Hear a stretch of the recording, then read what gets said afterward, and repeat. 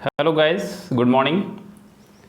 So friends, आपका जो MB book का सीरीज चल रहा है उस सीरीज में आज हम पहुंच चुके हैं अगले सेट पर। अगला सेट यानी कि सेट नंबर 19 पर।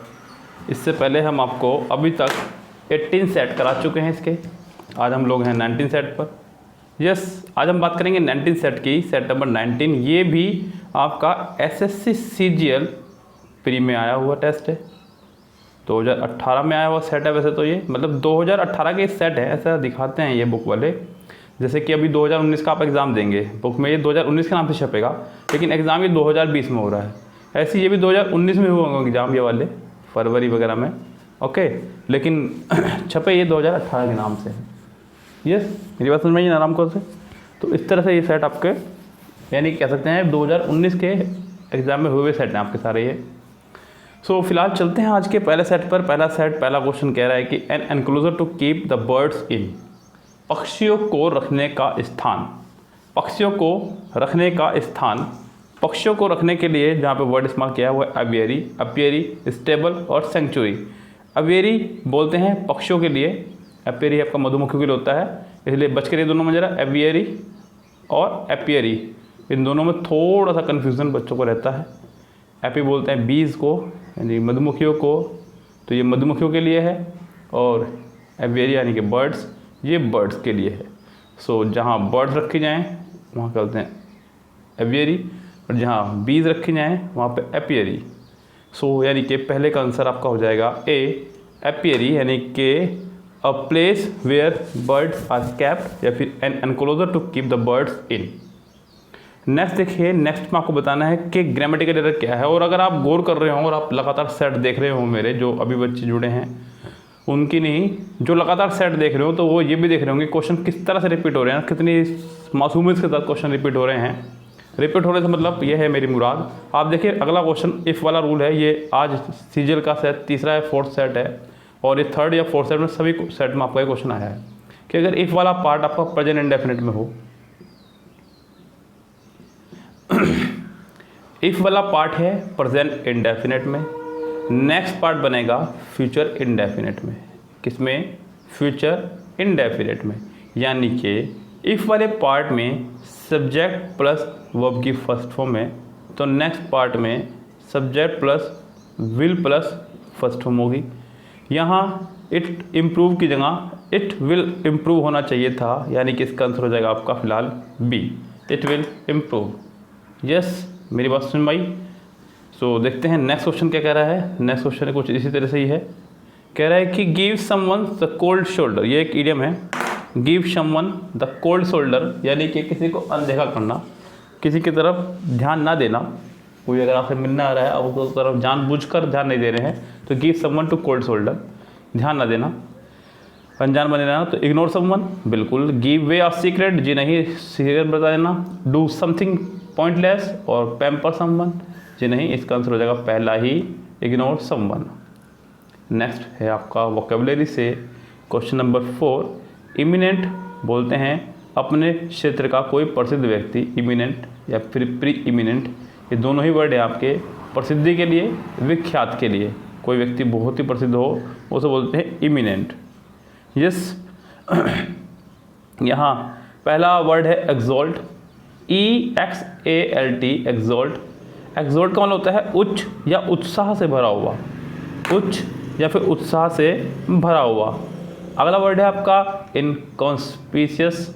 इनकॉन्स्पिशियस का मतलब होता है अप्रसिद्ध या फिर छिपा हुआ, अप्रसिद्ध या फिर छिपा हुआ।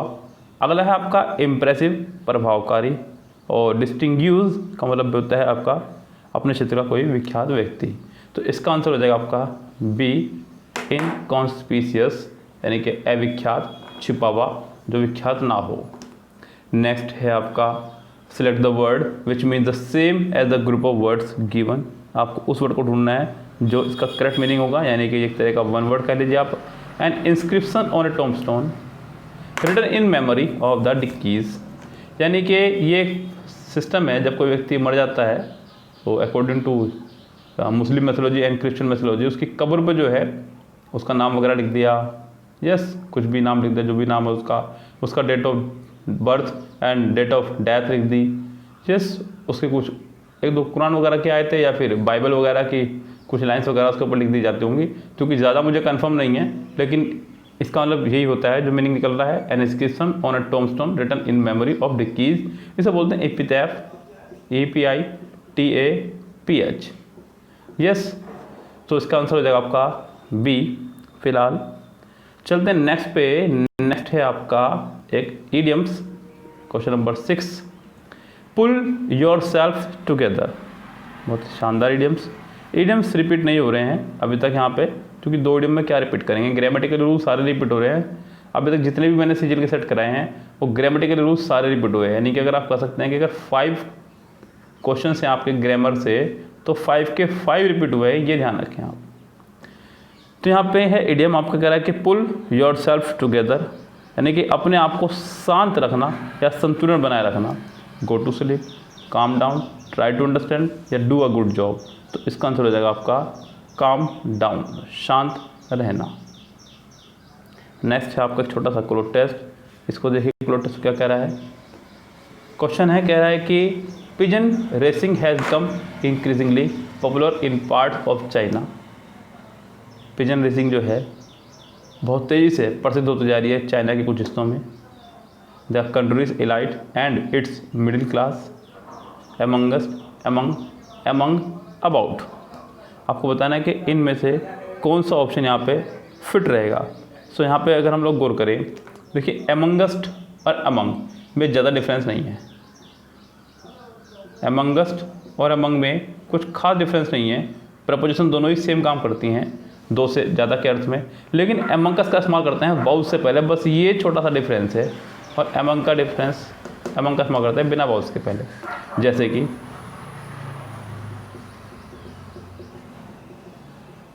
डिस्ट्रीब्यूट द स्वीट्स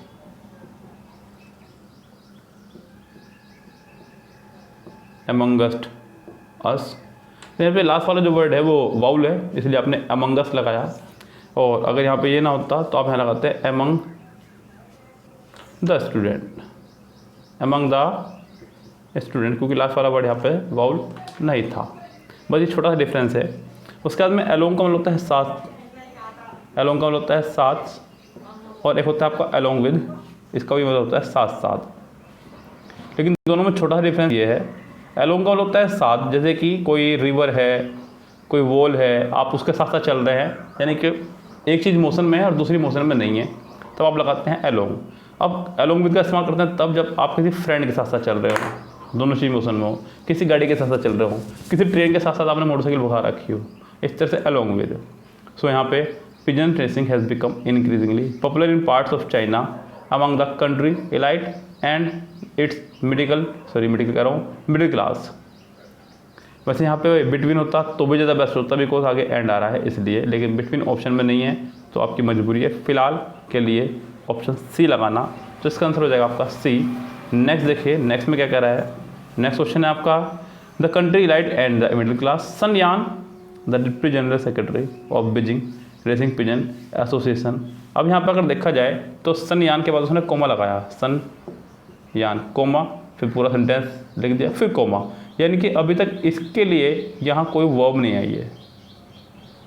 मैंने आपको पहले भी कई बार बताया है कि कोमे से कोमे तक के पार्ट को आप सेंटेंस में कुछ नहीं मानते, ये ध्यान रखें आप। एक कोमे से दूसरे कोमे तक के पार्ट को आप सेंटेंस में कुछ नहीं मानेंगे, ये आपको ध्यान रखना है। तो फिलहाल ये कंफर्म है कि सेंटेंस यहाँ पे इसमें इसकी वर्ब आनी है। अब देखते हैं सनयान डैश दैट। तो यहाँ पे सिर्फ और सिर्फ एक सिस्टम बैठ रहा है, वो है आपका टोल्ड दैट या फिर टोल्ड, देखते हैं, खैर अभी तो टोल्ड है यहाँ पे। सेड दैट, सेड भी आ सकता है। टोल्ड के बाद इसलिए मिस्टेक हो जाएगी क्योंकि टोल्ड के बाद एक ऑब्जेक्ट का आना ज़रूरी होता है। टोल्ड एक ऐसा वर्ब है जिसके बाद ऑब्जेक्ट आना कंपलसरी है, जबकि यहाँ पे टोल्ड के बाद डायरेक्ट दैट लगा दिया, इसलिए आपका टोल्ड रेस से बाहर हुआ। एडवाइस, क्लैरिफाइड, सैड, तो यहाँ पे सैड लगाएंगे आप, सिंपल और कुछ नहीं। सो सनयान said that at least 10,000 pigeon breeders live in Beijing and dash 90,000 of them are registered with Racing Pigeon Association at, और डैश यानी कि उनमें से, ये कहना चाह रहा है कि 10,000 रहती है और उनमें से यस और ऑलमोस्ट यानी कि लगभग, तो यहाँ पे आप लगाएंगे बी, ऑलमोस्ट सबसे बेहतर इसका एग्जाम्पल निकल के आ रहा है बाहर। यस, ऑलमोस्ट यानी कि उनमें से लगभग, ऑलमोस्ट का होता है लगभग 90,000 रजिस्टर्ड हैं, रजिस्टर कराती हैं, अपना एसोसिएशन कराती हैं डैश के लिए, at dash level, at dash level, different, differed, differential, differ. यहाँ सबसे बड़ी बात यह है कि वर्ड सारे सेम है। यस, सभी वर्ड सेम है, बस थोड़ा सा चेंजेस की गई है, कोई एडजेक्टिव है, कोई नाउन है, कोई वर्ब है, तो इस तरह से इन्होंने चेंज किया है। देखना होगा आपको यहाँ पे क्या बेटर रहेगा। यहाँ पे प्रपोजिशन आई भी है, प्रपोजिशन के बाद अच्छा होगा कि आप नाउन का इस्तेमाल करें। यस, प्रपोजिशन के बाद आप नाउन का इस्तेमाल करें, या फिर आप एडजेक्टिव का इस्तेमाल भी कर सकते हैं, क्योंकि आगे लेवल्स खड़ा हुआ है और लेवल आपका एक नाउन है, नाउन को क्वालिफाई करने का काम करता है आपका एडजेक्टिव, तो यहाँ एडजेक्टिव का भी इस्तेमाल कर सकते हैं। एडजेक्टिव ज़्यादा बेस्ट रहेगा मेरी राय में, और एडजेक्टिव का ही इस्तेमाल हमें यहाँ करना चाहिए। सो आपका पहला वर्ड है डिफरेंट, DIFFERENT, डिफरेंट पहला वर्ड है, और यही आपका एक एडजेक्टिव है। क्या है आपका ये एक एडजेक्टिव, तो यहाँ पे अच्छा होगा कि आप पहले ऑप्शन में डिफरेंट ही भर दें, बस यही इसका आंसर हो जाएगा। आगे मुझे बढ़ने की आवश्यकता नहीं है। यहाँ इस तरह सेंटेंसेस को मैं इसी तरह सोल्व करता हूँ, आप भी इसी तरह सोल्व करने की कोशिश करें। Different level, to qualify for the games held in the spring and autumn, competition can be lucrative for dash honours. किसके ऑनर्स भैया, किन्होंने भाग लिया है यहाँ पे, आपको तो पता ही है यहाँ पे। सो पिजन्स रेसिंग यहाँ पे हो रही है, आप यहाँ पे इसके लिए इस्तेमाल करेंगे बर्ड्स का। यस, क्या इस्तेमाल करेंगे हम यहाँ पे, बर्ड्स का, क्योंकि ऊपर उसने अगर आप पहली लाइन में जिक्र करें तो उसने इस्तेमाल किया PEGEON, पिजन। उसने यहाँ पे कहीं भी PEGEONS यानी कि पिजन्स का इस्तेमाल नहीं किया, उसने सिंगुलर का इस्तेमाल किया है। आप भी सिंगुलर का ही इस्तेमाल करेंगे, इसलिए यहाँ पे पिजन नहीं आएगा। आप यहाँ पे लगाइए बर्ड रेसिंग, क्या लगाइए यहाँ पे बर्ड, इसलिए बीन लगा सकते हैं आप बर्ड्स। यस, तो आप क्या लगाइए बर्ड, बर्ड ऑनर। क्लियर बात, तो इसका आंसर हो जाएगा आपका डी, पिजन्स। और बर्ड इसलिए नहीं आया क्योंकि पिजन्स आपका प्लूरल हो रहा था, आपको लगाना था यहाँ सिंगुलर बर्ड, क्योंकि बर्ड्स भी है यहाँ पे ऑप्शन में, लेकिन आपने बर्ड्स में लगा करके हम लोग लगाएंगे यहाँ पे बर्ड। चलिए चलते हैं, आपको बताना है अगला वर्ड है, आपको बताना है कि इनमें से कौन सा वर्ड जो है रोंगली स्पेल्ट है। Word number explain, except, accept, expire और एक्सपीरियंस, कौन सा वर्ड इनमें से आपका रोंग, आप लिख के देख लीजिए। इस एक्सप्लेन की स्पेलिंग बिल्कुल सिंपल है, आपको पता है, EXPLAIN, बिल्कुल ठीक है ये तो। उसका एक्सेप्ट, सिवाय, ये एक प्रपोजिशन है, ये भी ठीक है। एक्सपायर ये भी ठीक है, और एक्सपीरियंस EXPERIENCE मैच कर लेंगे, EXPERIE यहाँ पे स्पेलिंग में मिस्टेक है, IE लगाना था, उन्होंने EI लगाया हुआ है, एक्सपीरियंस ही मिस्टेक यहाँ पे एरर है। नेक्स्ट है आपको उसका बनाना है पैसिव फॉर्म, पैसिव फॉर्म नहीं एक्टिव फॉर्म बनाना है। पैसिव पहले से ये बिकॉज बी की फैमिली के साथ आपका थर्ड फॉर्म यहाँ लगा हुआ है। बी की फैमिली के साथ जब थर्ड फॉर्म लगा हो, समझो सेंटेंस पहले से ही पैसिव है, आपको इसका एक्टिव बनाना है। यहाँ लगा है वर्ब प्लस थर्ड फॉर्म, आपको ढूंढनी होगी सेकंड फॉर्म। सेकंड फॉर्म कितनों में है फटाफट से देख लीजिए आप यहाँ पे, पहले में तो नहीं है, पहला रेस से बाहर, पहले में उसने हेड लगाया इसलिए रेस से बाहर।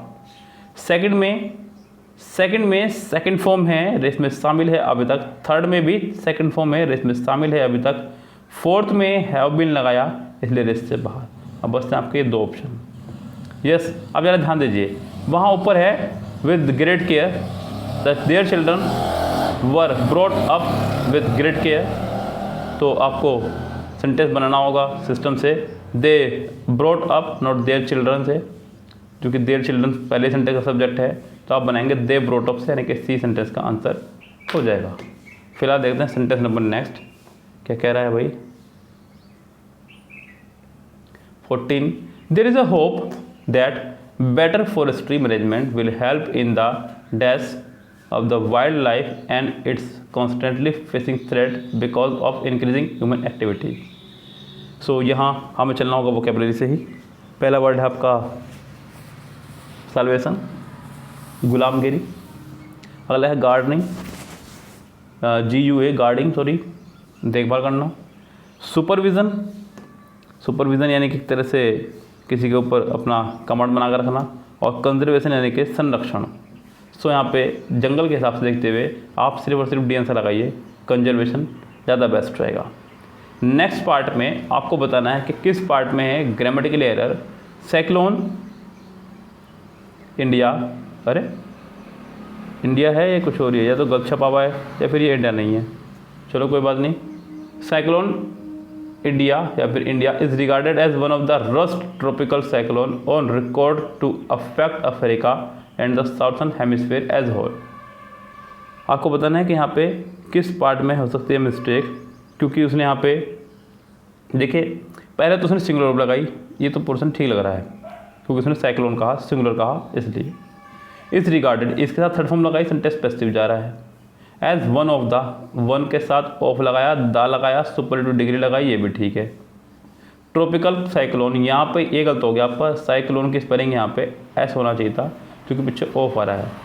ऑफ के बाद प्लूरल नाउन आता है, अगर वो बन सकता है तो, ऐसा मैं आपको पहले कई सारी वीडियो में चिक के बता चुका हूँ। तो यहाँ पे साइक्लोन्स हो जाएगा, यानी कि इसका बी पार्ट हो जाएगा error. I try to solve this problem at least for 2 hours. Sentence के रूल्स हो रहे हैं रिपीट। सिंस या फॉर आखिरी में आ रहा है, प्लस आ रहा है ऑब्जेक्ट टाइम। सिंस या फॉर प्लस टाइम हो तो आप as a helping verb has been, have been, had been में से किसी एक का इस्तेमाल करेंगे, तो यहाँ इसका आंसर हो जाएगा आपका B. I have been trying to solve this problem at least for 2 hours, तो इसका आंसर हो जाएगा आपका बी। 17 देखिए, 17 है आपका वोकेबलरी बेस्ड, कह रहा है कि इनडेलिजिबल, इनडेलिजिबल जिसे मिटाया ना जा सके, जिसे मिटाया ना जा सके, आपको बताना इसका सिनोनिम्स। इलीगल अवैध, इलीगल आपका हो जाएगा अवैध। उससे अगला है इलिजिबल जिसे पढ़ा ना जा सके, अगला इनइरेजेबल जिसे मिटाया ना जा सके, तो इसका आंसर हो जाएगा आपका सी ही, जिसे मिटाया ना जा सके। अगला है आपका फिर से एक वर्ड एगोनी। एगोनी वैसे एक पेड़ का, पेड़ को बोल देते हैं, और एगोनी मतलब दुख भी है, पीड़ा भी है। एगोनी एक पेड़ का नाम है जो लगभग 400-500 साल तक खड़ा रहता है। उसे इसी बात का दुख है कि मैं इतने लंबे समय तक जीता रहता हूँ। सो एगोनी मतलब दुख। आपको बताना है एंटोनियम्स। एंटोनियम्स इसका हो जाएगा सी, कम्फर्ट। कम्फर्ट मतलब आराम, क्योंकि एनेक्सिटी का मतलब भी होता है चिंता।